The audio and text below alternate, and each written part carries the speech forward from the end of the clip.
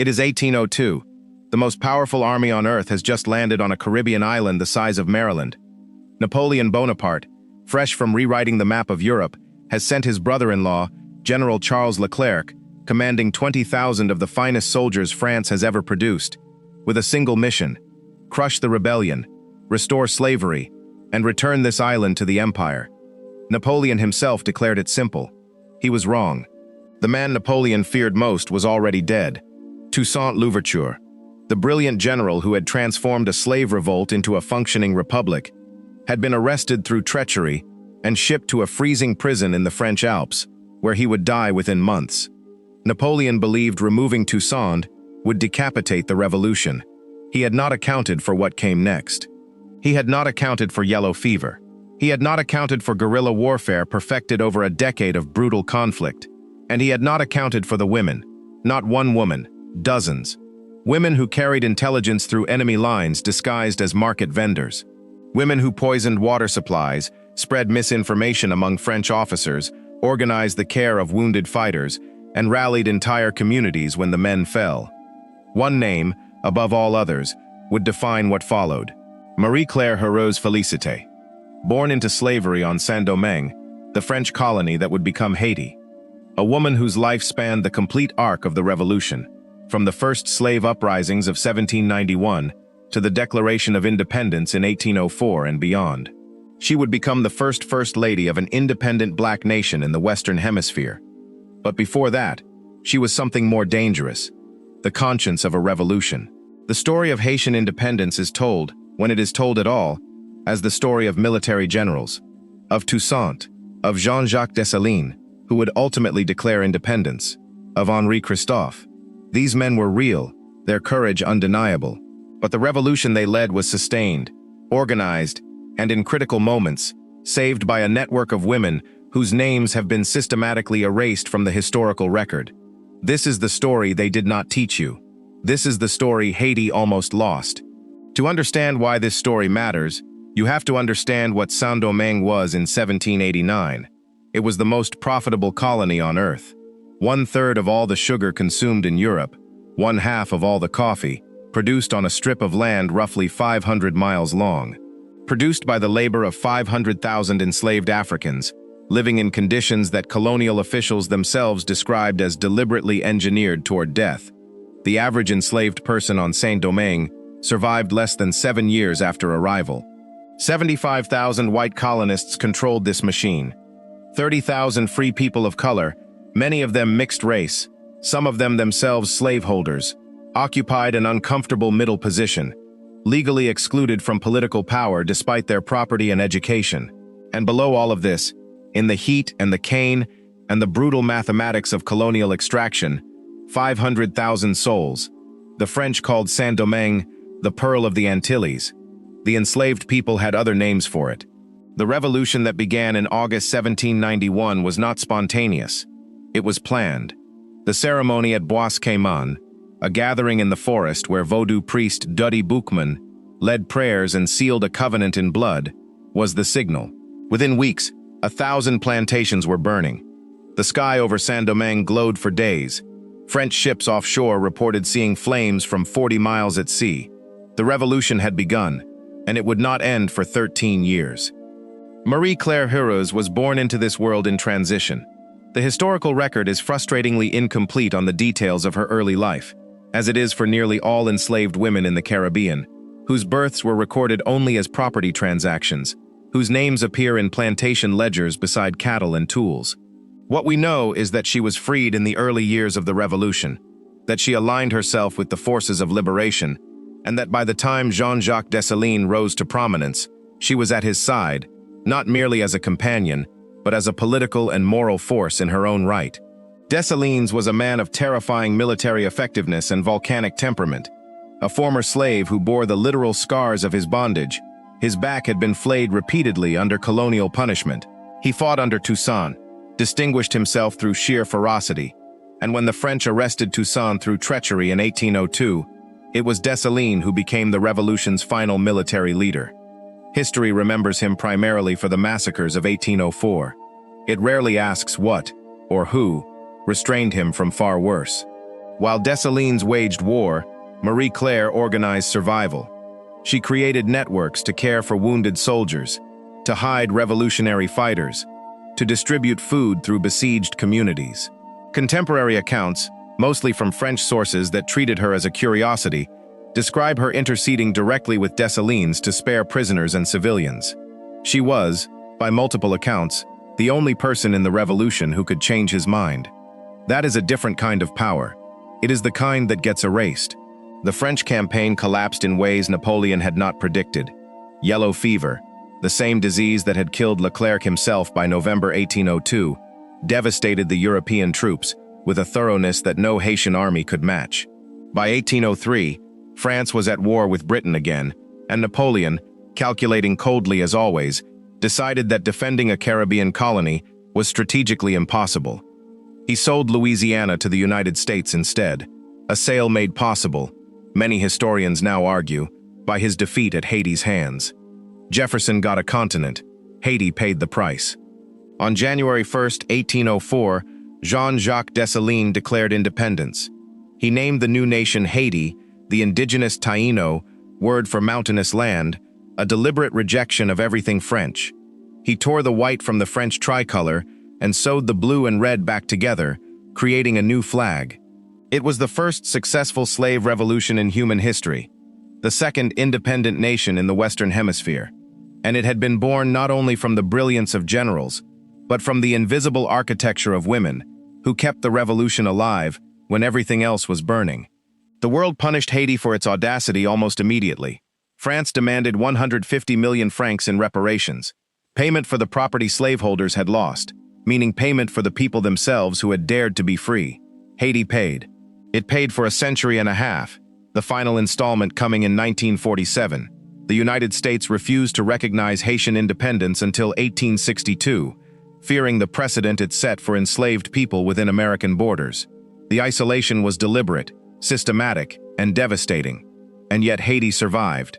Marie Claire Heureuse Félicité became Empress of Haiti when Dessalines declared himself Emperor Jacques I. She outlived him.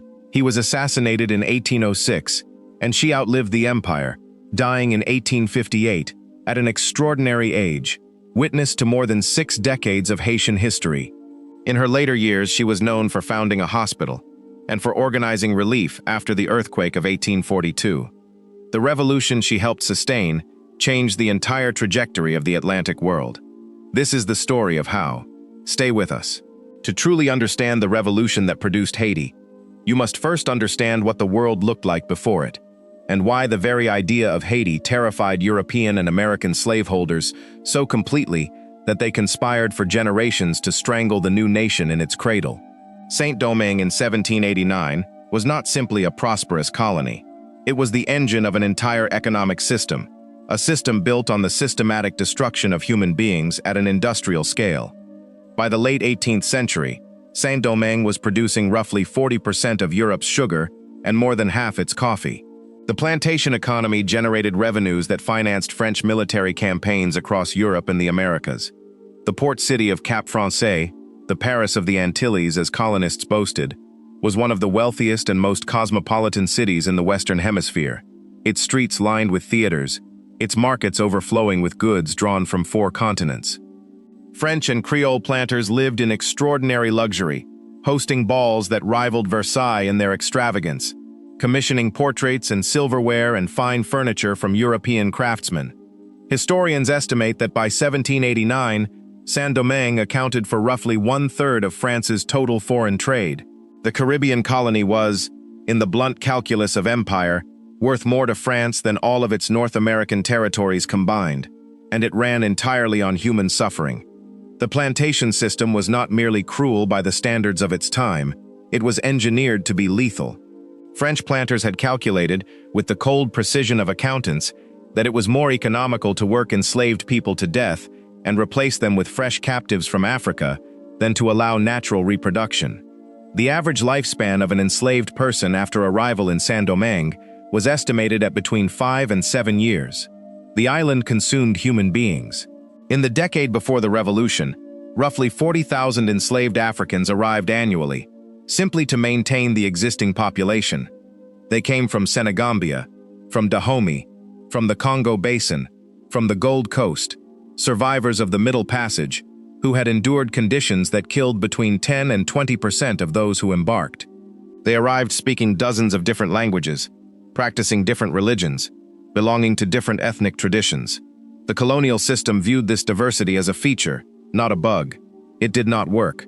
What emerged instead was something extraordinary, a synthesis. A new culture, forged in the crucible of shared suffering, blending African religious traditions into what became Vodou, developing a Creole language that transcended ethnic divides, creating networks of solidarity that ran invisible beneath the surface of plantation society. The enslaved people of Saint-Domingue were not a passive mass awaiting liberation. They were, for decades before the revolution, organizing, communicating, resisting. The social structure of Saint-Domingue was a pyramid of carefully engineered divisions, and it was the cracks in those divisions that the revolution would eventually exploit. At the apex sat the Grands Blancs, the large plantation owners, perhaps 10,000 in number, who controlled the colony's land and its political ambitions. They chafed under French mercantilist restrictions that forced them to trade exclusively with France, and many looked enviously at the American colony's successful rebellion, dreaming of a similar independence that would allow them to trade freely and govern themselves. Below them, the Petit Blancs, artisans, shopkeepers, overseers, poor farmers, people who owned few or no enslaved people, but whose social position depended entirely on the maintenance of racial hierarchy. They were in many ways the most virulent racists in the colony, because they had the least else to distinguish themselves. Then came the gens de couleur libres, the free people of color, a class of roughly 30,000 people, many of them of mixed European and African descent, but also including Africans who had been freed or who had purchased their freedom. Many of them were property owners of substantial means. Some had been educated in France, had served in the French military, had contributed to the American Revolutionary War. The Fontages Legion, composed of free men of color from Saint-Domingue, fought alongside American revolutionaries at the Siege of Savannah in 1779, and yet they were legally excluded from political power, barred from sitting with white colonists, forbidden from wearing European-style clothing in some jurisdictions, subjected to public humiliation, regardless of their wealth or education. It was from this class that the first organized political rebellion came. In 1791, Vincent Ogé led an armed uprising demanding political rights for free people of color. He explicitly excluded enslaved people from his movement. He was captured, broken on the wheel, and executed. His movement failed, but it demonstrated the volatility of colonial society and terrified both the French government and the Grands Blancs, who briefly, desperately, tried to offer concessions to prevent the unthinkable, an alliance between free people of color and the enslaved majority. They were too slow, too calculating, and too late. The night of August 14, 1791 began with a ceremony in the forest. Bois Cayman, the name means something like alligator wood in Creole, was a clearing in the mountains above the Plaine du Nord, the most intensively cultivated sugar-producing region in the Americas. Accounts of what occurred there have been filtered through colonial sources that treated the gathering as evidence of savagery, through later nationalist mythology that transformed it into legend, and through the genuine difficulty of reconstructing oral and spiritual traditions through written records created by hostile witnesses. What we can say with reasonable confidence is this: a gathering of enslaved leaders occurred, coordinated across multiple plantations, presided over by figures who commanded spiritual authority. The Vodou priest, Dutty Boukman, led prayers. A woman, her name recorded variously as Cecile Fatiman or Philomena, performed ritual ceremonies. An oath was sworn. And 6 days later, on the night of August 22, the rebellion began simultaneously, across hundreds of plantations. The coordination was remarkable. The uprising had to be organized in secret, across a community that was deliberately fragmented by language, ethnicity, and plantation location, in a colonial system where the penalty for conspiracy was torture and death. The fact that it remained secret until the moment of action speaks to the sophistication of the network that planned it. Within hours of the signal, 1,000 plantations were burning. The glow lit the sky for miles. French ship captains offshore recorded in their logbooks that they could read by the light of Saint-Domingue burning. By morning, the Plaine du Nord, the agricultural heart of the most profitable colony on earth, was in flames. The colonial world would never be the same, and at the center of this transformation, organizing, communicating, sustaining the impossible, were women whose names the historical record has mostly swallowed. Women's roles in the Haitian Revolution are systematically underrepresented in the historical record, for reasons that are both obvious and worth stating plainly. The primary documentary sources for the revolution are French colonial records, French military dispatches, and accounts by white observers, sources that were structurally incapable of seeing black women as historical agents rather than objects. The secondary literature that built on these sources inherited their blind spots. The historiography that emerged in Haiti after independence was, for complex political reasons, organized around male military leadership, partly because military glory was the most internationally legible claim to nationhood in the early 19th century, partly because the first Haitian historians were themselves men of the educated elite, with their own reasons to center certain narratives. This does not mean the women's contributions are invisible. It means they require a different kind of historical reading. They appear in the margins, in a French officer's casual mention of a woman who seemed to command a group of fighters, in a colonial official's complaint about female market vendors spreading seditious intelligence, in the administrative records of the new Haitian state that quietly acknowledge women's roles in hospitals and supply networks. They appear in oral tradition and in the Vodou religious practices that preserve the memory of female revolutionary figures as spiritual forces, when the written record refused to hold them. They appear, most importantly, in the simple logic of how revolutions actually function, not just in battles, but in the invisible infrastructure of feeding, healing, hiding, communicating, and sustaining fighters over years and decades. Someone organized all of that. In the Haitian Revolution, the evidence, fragmented, partial, requiring reconstruction, consistently points to women. Among the most documented women of the revolutionary period, though documented remains a relative term, is Santé Belair. Born around 1781, she was a lieutenant in the Revolutionary Army under Toussaint Louverture, one of the few women to hold an explicit military rank. Contemporary accounts describe her commanding troops in battle, and she was reportedly respected by soldiers who might otherwise have resisted female authority, specifically because of her demonstrated courage under fire. When she was captured by French forces in 1802, she was offered mercy in exchange for information about revolutionary networks. She refused. She was sentenced to death by firing squad, a soldier's death, as she reportedly insisted, rather than the humiliation of the guillotine. She died at approximately 21 years of age. The details of her life before the revolution, where she was born, whether she had been enslaved, what brought her to the revolutionary cause, are almost entirely lost. What remains is the account of her death, preserved because French colonial officials needed to document the suppression of resistance, and because the manner of her dying made even her enemies acknowledge something remarkable in her. She became, in Haitian national memory, one of the most iconic figures of the revolution. A statue of her stands in Haiti today. Most people outside Haiti have never heard her name.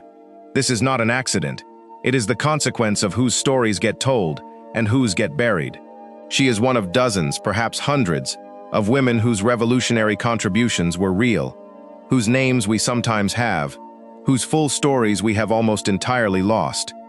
Each erasure was a choice, made by systems that systematically discounted the humanity of black women. Recovering these stories is not sentiment, it is history. Marie-Claire Héreau's Félicité enters the documentary record most clearly through her relationship with Jean-Jacques Dessalines, but reducing her to this relationship would be precisely the mistake that has made her invisible for 2 centuries. She was a woman who operated at the intersection of multiple kinds of power. The formal authority that came through Dessalines, the social authority that came from her network of relationships across the revolutionary movement, and the moral authority that came from what multiple contemporary accounts describe as her consistent advocacy for mercy and reconciliation, in a context where both were in desperately short supply. Dessalines himself was a figure of shattering complexity. Enslaved from early childhood, he was subjected to the full violence of the plantation system. Accounts suggest he received particularly brutal treatment that left permanent physical scars. He carried within him a rage that was entirely proportionate to what had been done to him and to the people around him. That rage made him an extraordinarily effective military leader. It also made him capable of atrocities. The historical record shows that in specific moments of the revolutionary struggle, when Dessalines moved toward mass executions of prisoners or civilians, Marie Claire intervened. A French officer's account from 1803 describes her physically placing herself between Dessalines and a group of prisoners he intended to execute, arguing in terms that even the hostile French source found compelling. Whether she was successful in every such intervention, the record does not say. What the record does show is that she tried, repeatedly, and that Dessalines, volcanic, scarred, ferocious, listened to her in a way he listened to almost no one else. That kind of influence, the ability to change the mind of a man in the grip of righteous fury, requires a particular combination of courage, intelligence, and moral authority. She had all three. The French expedition of 1802 represents Napoleon's most ambitious and most catastrophic Caribbean venture. He sent 50,000 troops in total over the course of the campaign, an extraordinary commitment of military resources. He sent the cream of the French army, veterans of the Italian campaigns, soldiers who had marched through Egypt, men who had defeated the finest armies in Europe, and he sent them to die, though not in the way he imagined. The military campaign in its early phases went well for France. Leclerc's forces captured several Haitian strongholds through superior artillery and naval power. Toussaint himself was captured in June 1802 through a stratagem that violated a ceasefire agreement. He was lured to negotiations and arrested, a betrayal that shocked even French officers who recorded their own discomfort with the deception. But then the organism that would defeat Napoleon arrived in the blood of his soldiers. Aedes aegypti, the yellow fever mosquito, had been breeding in the warm lowland pools of Saint-Domingue for generations, and it was invisible, patient, and implacable. Yellow fever killed between 60 and 80% of European soldiers who contracted it. The Haitian fighters, many of whom had either survived the disease and developed immunity, or who had genetic resistances shaped by African origins, lost far fewer to the fever. Leclerc himself was dead by November 1802, replaced by Rochambeau, who escalated the brutality of the French campaign, importing attack dogs from Cuba to tear prisoners apart, conducting mass drownings, attempting to exterminate the revolutionary movement through sheer terror. The terror had the opposite of its intended effect. It eliminated any remaining possibility of negotiated settlement and unified the Haitian forces across factional lines.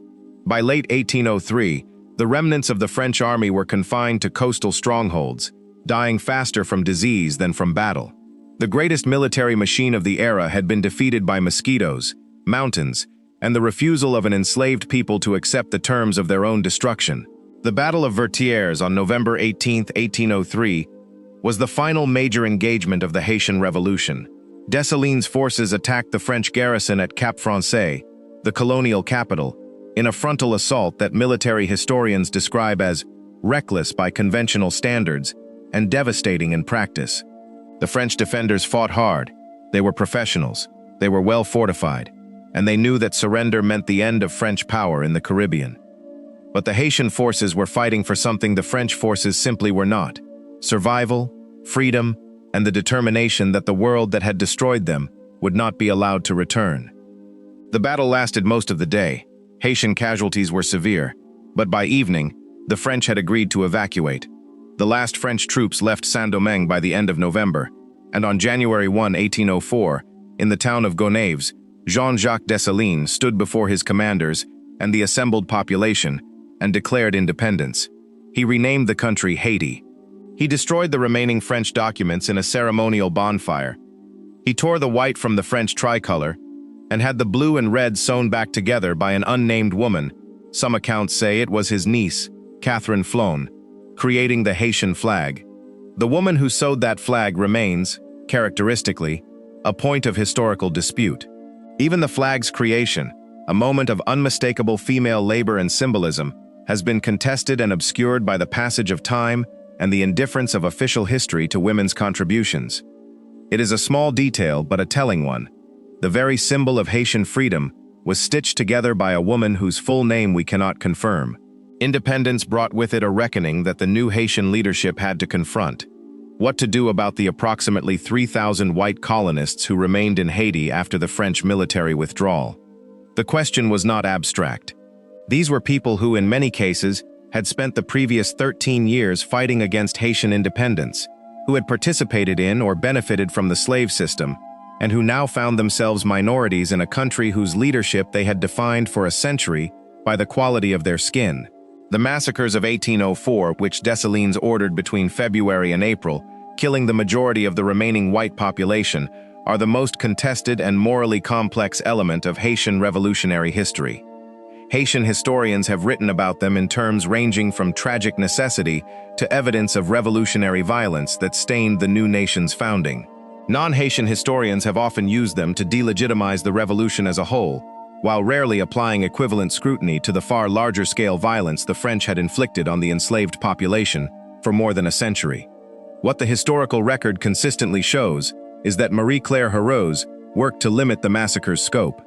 Multiple accounts describe her intervening on behalf of specific individuals, providing hiding places for white women and children, arguing for exceptions and pardons.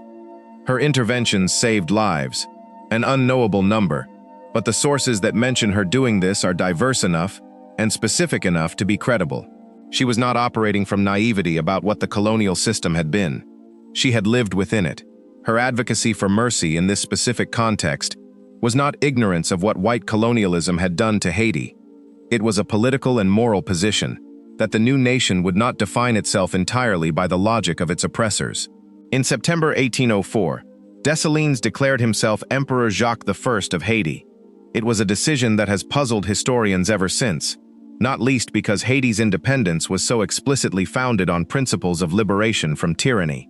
The imperial declaration reflected several pressures: the need to project legitimacy and stability to a skeptical international community, the influence of Napoleonic political models that Dessalines had observed from a distance, and possibly a genuine belief that a powerful central authority was necessary to defend Haiti against the European powers that were already showing signs of hostility. Marie-Claire Heureuse became empress alongside him. Her title, and what she did with it, tells us something important about how she understood her position. Contemporary accounts, filtered through the distorting lens of observers who found the idea of a black empress inherently absurd, still managed to convey a portrait of a woman who used her position primarily for the practical, advocating for the welfare of ordinary Haitians, supporting educational initiatives, visiting the sick, organizing relief efforts.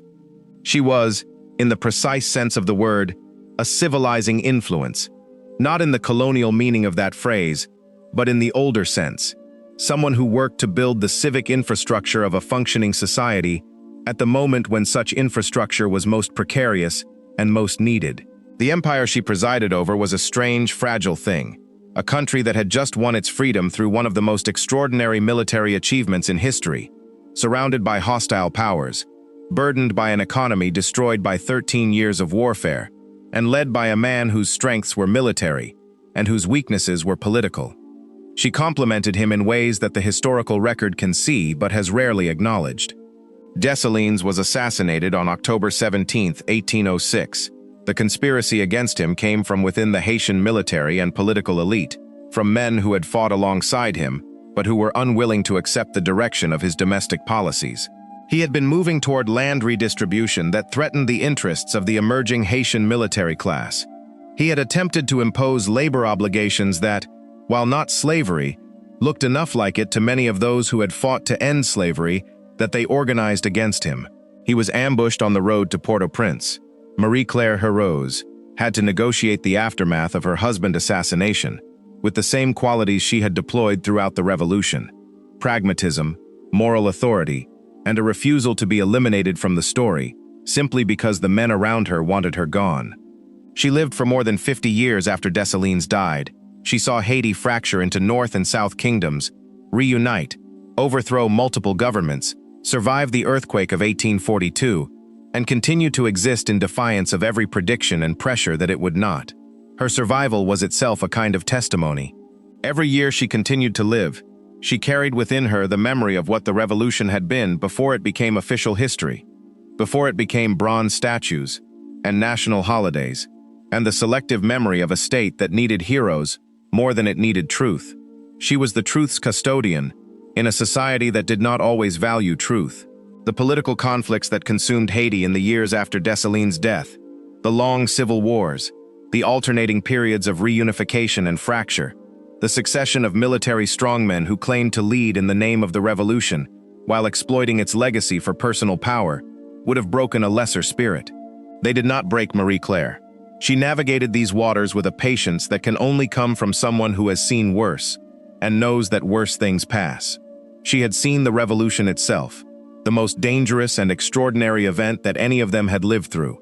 By comparison, the political infighting of the Haitian elite was comprehensible.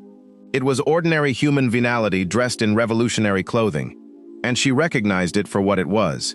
She had also seen what the alternative to political conflict looked like: the absolute tyranny of the plantation system, the silence imposed by terror. Political noise, even ugly political noise, was at least a form of freedom. The indemnity that France demanded of Haiti in 1825 was, by any reasonable historical measure, one of the great crimes of the 19th century, and it has received only a fraction of the attention it deserves. The story is this: France, under Charles X, finally agreed to recognize Haitian independence, 21 years after the fact. But recognition came at a price. Haiti would pay 150 million francs, later reduced to 90 million, as compensation to French slaveholders and colonists for their losses during the Revolution. The losses being compensated included, explicitly, the value of the enslaved people themselves, who were treated in French law as property even after they had liberated themselves. Haiti, a country whose economy had been devastated by 13 years of warfare and whose infrastructure was in ruins, was required to take out loans from French banks to pay this debt. The interest on those loans consumed an enormous portion of Haitian government revenues for generations. The final payment of the principal was made in 1947. Haiti was still paying, in the 1940s, for the freedom it had won in 1804.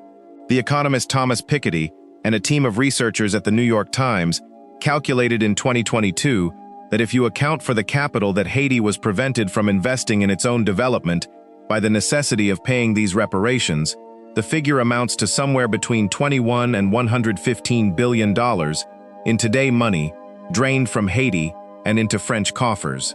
Haiti did not fail. Haiti was failed, deliberately, systematically, and for reasons that were entirely transparent to those who engineered its impoverishment.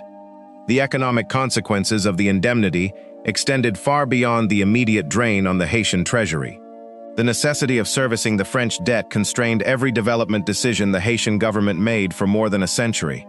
Infrastructure that might have been built was not built. Schools that might have been founded were not founded. Agricultural systems that might have been modernized were not modernized.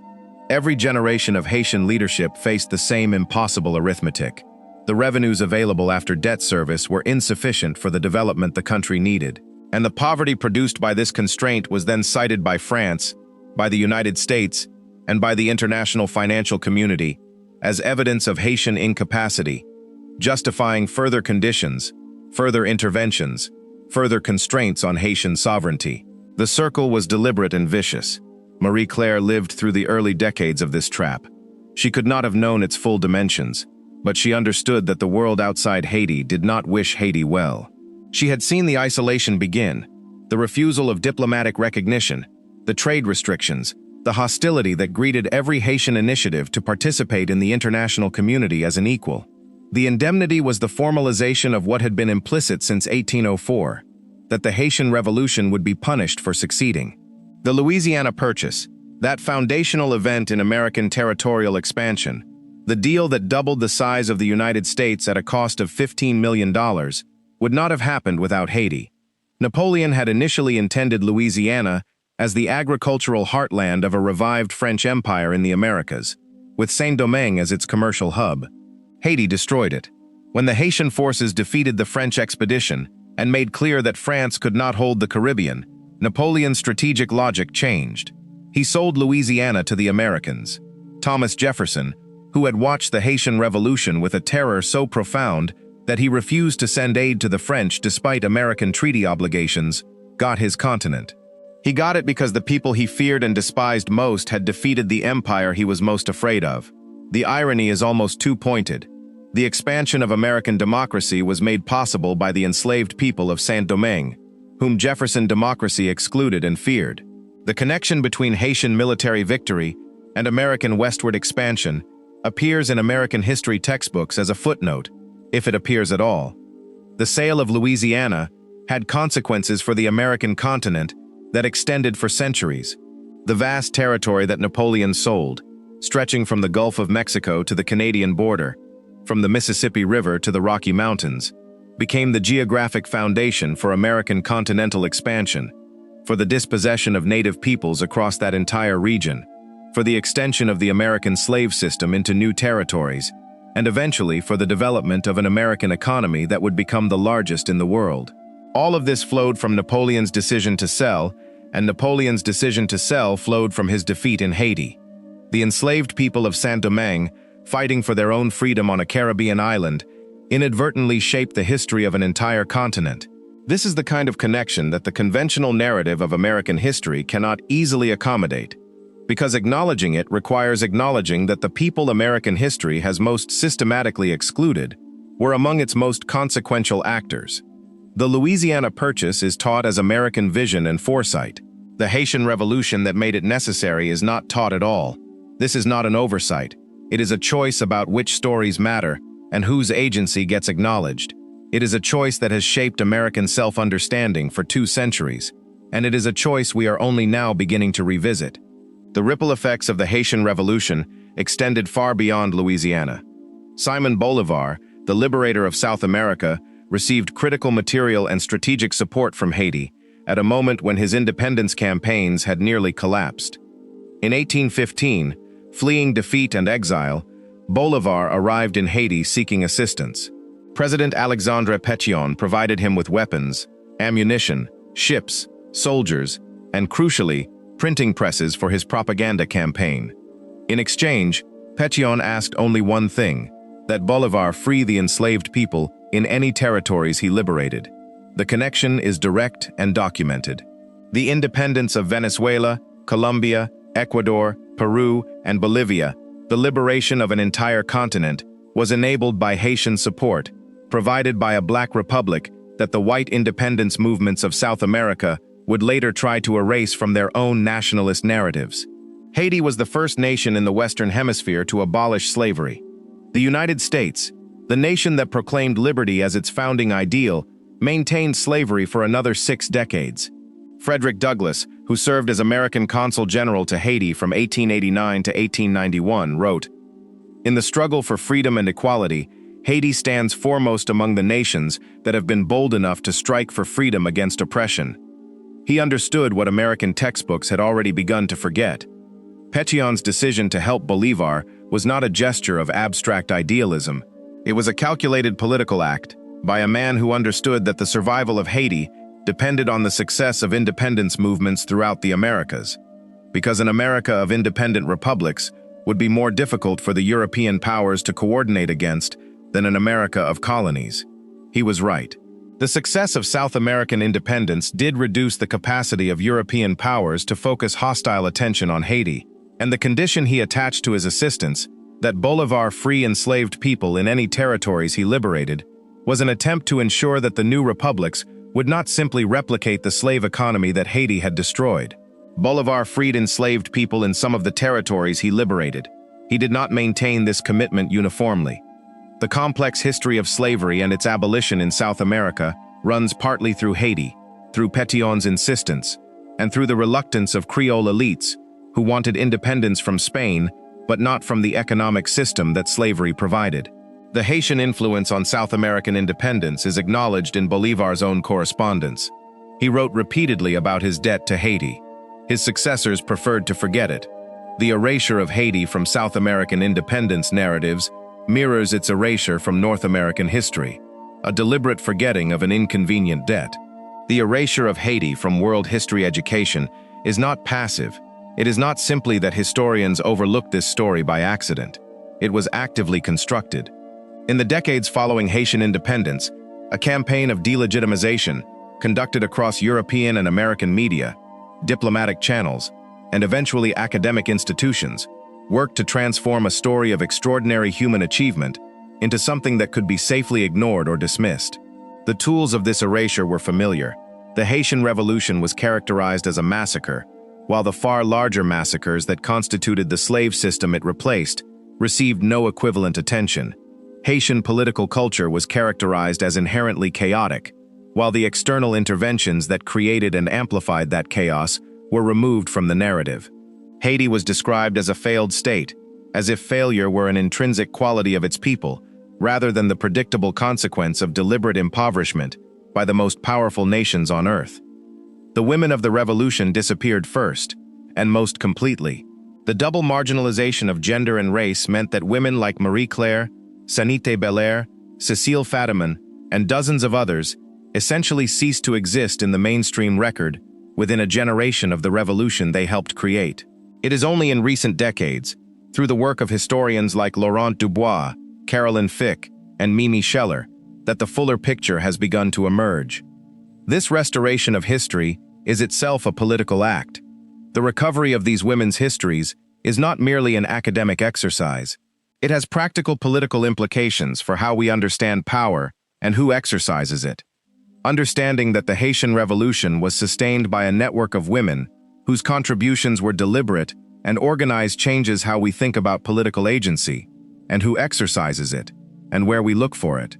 The women of the Haitian Revolution did not wait to be given power. They exercised it in the forms available to them, in the market, in the hospital, in the intelligence network, in the intercessions that stayed the hand of men who would have been more destructive without them. If we only look for power in its most visible and documented forms, in the army command and the government office and the signed declaration, we will miss most of how power actually operates. The women of the Haitian Revolution understood this.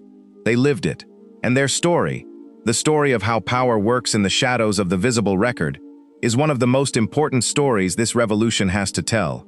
Every time a historian recovers one of these names, every time an archivist finds a document that mentions a woman's role, every time a tradition of oral history is finally written down, the picture of the revolution becomes more accurate and more complete. The revolution did not happen the way the monuments say it did. It happened in part the way the women knew it had. The physical landscape of Saint-Domingue shaped the revolution in ways that military historians sometimes underappreciate. The island mountainous interior, the Massif du Nord, the Montagne Noire, the Champ de Matteux, was effectively impenetrable to European-style linear warfare. The plantation system had been built in the coastal plains, where flat land could be cleared and the agricultural logic of large-scale monoculture imposed. The mountains above were different, deeply forested, difficult to navigate without local knowledge, crisscrossed by paths that existed only in the knowledge of those who had walked them for generations. The Maroons, enslaved people who had escaped the plantations and built communities in the mountains, some of them decades before the revolution, had intimate knowledge of this terrain. Their leader, the legendary McCandle, had been conducting a campaign of resistance from the mountains since the 1750s, poisoning plantation water supplies and maintaining a network of contacts within the plantation system for years before he was captured and burned alive in 1758. The geography protected the revolution. When French forces pursued Haitian fighters into the mountains, they encountered an environment where their training, their artillery, their uniforms designed for European weather, and their complete ignorance of the terrain placed them at fatal disadvantage.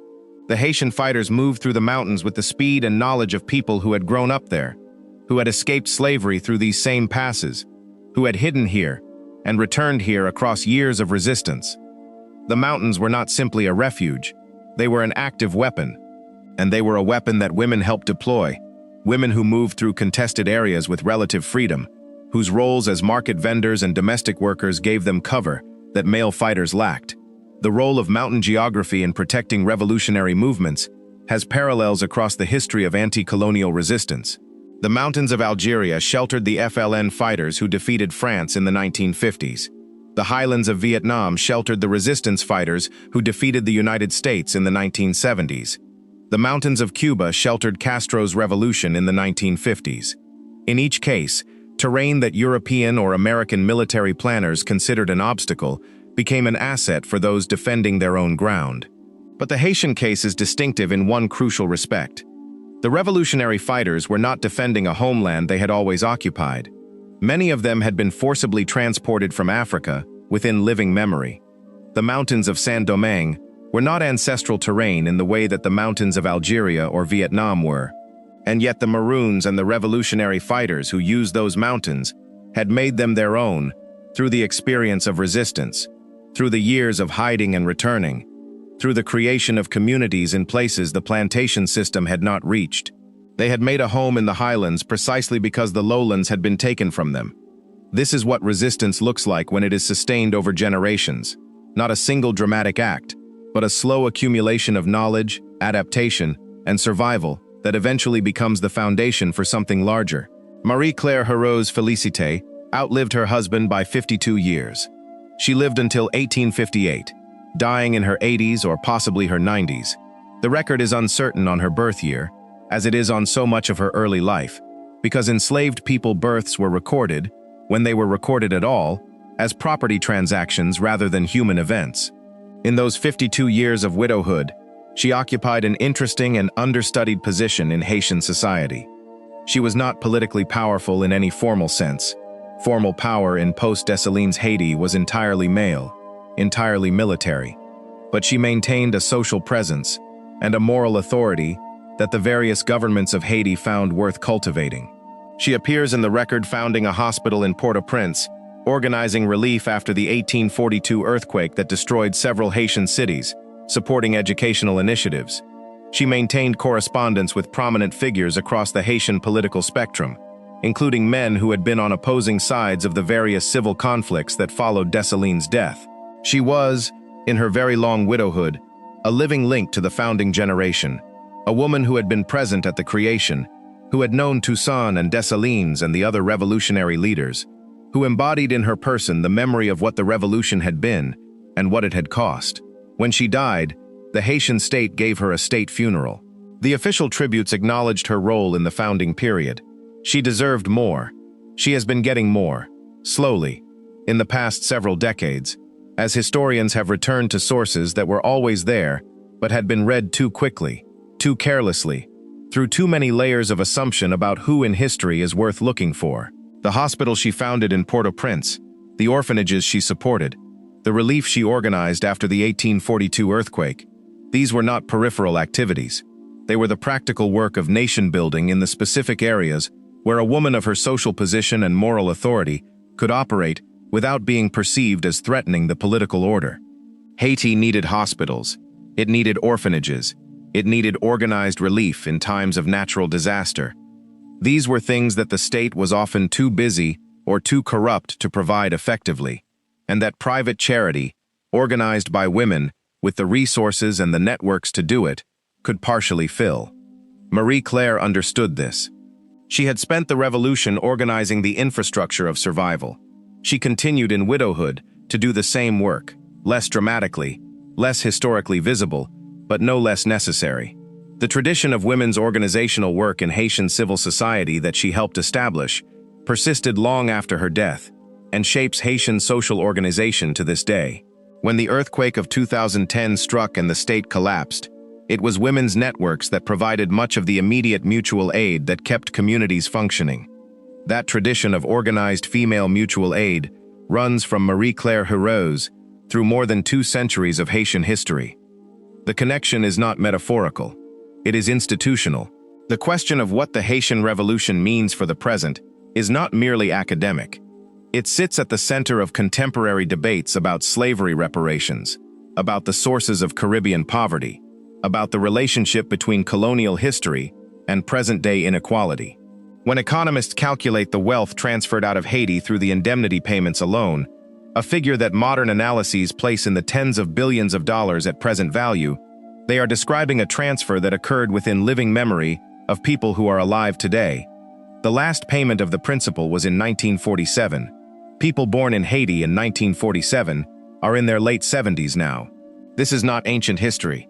It is, in the precise sense, recent history that has been narrated as ancient history because the alternative, acknowledging that the poverty of contemporary Haiti is substantially the product of deliberate extraction by France and isolation by the United States, would carry implications that powerful institutions prefer to avoid.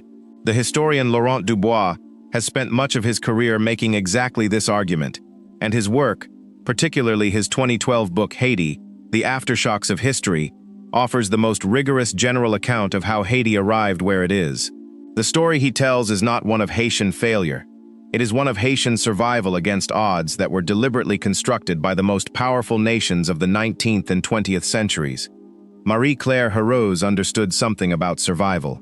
She had survived enslavement, revolution, empire, widowhood, civil war, earthquake, and 6 decades of a country still deciding what it wanted to be.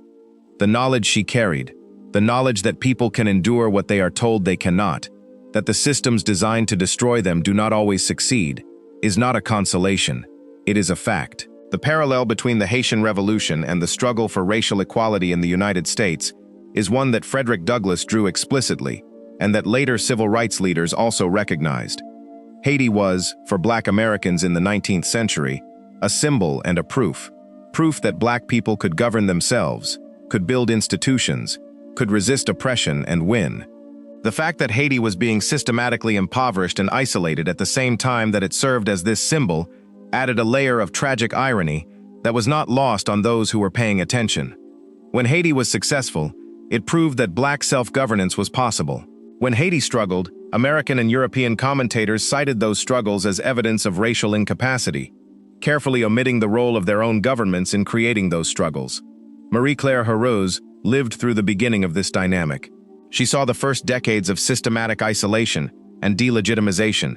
She could not have known how long it would last, or how thorough it would become.